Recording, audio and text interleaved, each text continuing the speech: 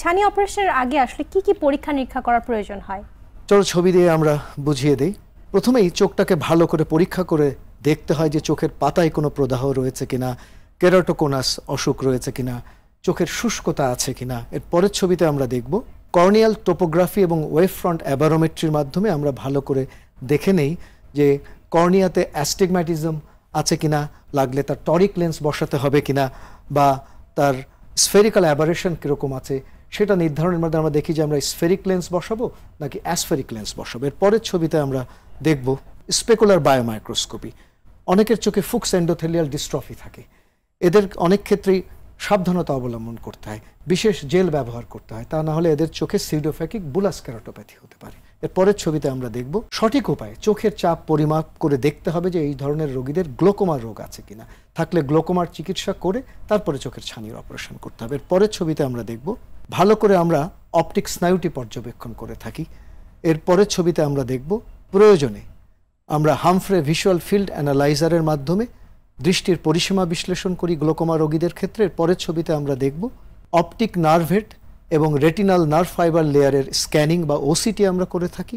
এর পরের ছবিতে আমরা দেখব দু ধরনের গ্লোকোমার মধ্যে উন্মুক্ত কোণ বিশিষ্ট এবং বন্ধ কোণ বিশিষ্ট গ্লোকোমার পার্থক্য নির্ধারণের জন্য আমরা অ্যান্টেরিয়র চেম্বার অ্যাঙ্গেল ওসিটি করে থাকি।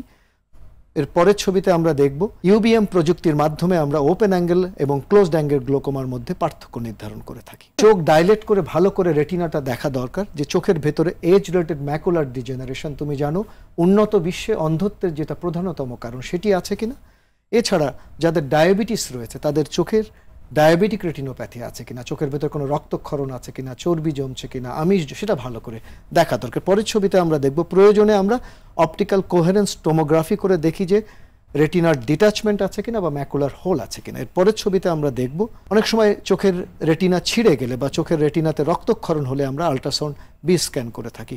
অর্থাৎ ভালোভাবে পরীক্ষা নিরীক্ষা করেই তারপরে চোখের ছানি অপারেশন বা ফ্যাকোস সার্জারি করা উচিত। একজন রোগী এলো আর বলল যে স্যার আমার চোখে ছানি পড়েছে, আমার চোখে লেন্স বসিয়ে দেন, আর পরীক্ষা নিরীক্ষা না করে আমরা লেন্স বসিয়ে দিলাম, সেই রোগী তো ভালো দেখবেন, এর দায়িত্ব কে নেবে?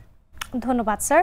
ছানি অপারেশনের ক্ষেত্রে ঢাকা আই কেয়ার হসপিটালে নতুন কি কি ধরনের প্রযুক্তি সংযোজন হয়েছে? দেখো, প্রচলিতভাবে ফ্যাকোস সার্জারির অনেক স্টেপগুলো আমরা ম্যানুয়ালি করতাম, এখন আমরা ডিজিটাল পদ্ধতিতে অর্থাৎ ইমেজ গাইডেড সিস্টেম ব্যবহার করে, চলো ছবি দিয়ে আমরা বুঝিয়ে দিই। যেমন Callisto I digital markerless solution.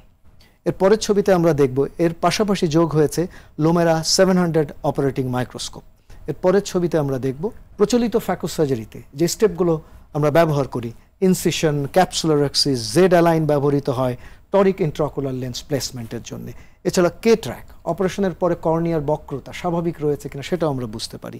এর পরের ছবিতে আমরা দেখব এই যে IOL master 700, Callisto I digital markerless solution এবং লোমেরা 700 মাইক্রোস্কোপ, একটি যন্ত্র থেকে আরেকটি যন্ত্রের মধ্যে তথ্য উপাত্ত খুব সহজেই আদান প্রদান করা হয়।